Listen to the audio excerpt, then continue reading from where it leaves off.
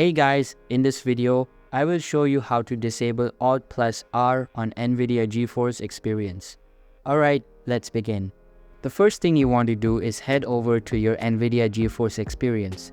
Now from here, simply find this gear icon, which is our settings. So you want to click on this. Now you will see an option here that's called in-game overlay. So this is the overlay feature of Nvidia GeForce Experience. So there are cases when you're playing a game and you have the hotkey on Alt+R and you see the overlay showing up and it disrupts your game. So to disable this, what you want to do is you can go to the settings. From here, you can go to keyboard shortcuts, and as you can see, I changed my hotkey to Alt+Z. So this is originally Alt+R, but I changed it to Alt+Z. So what you can do is simply change the hotkey or simply disable the in-game overlay.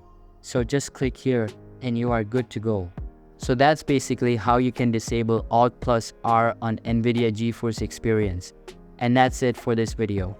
If you find this helpful, consider subscribing and giving this a big thumbs up.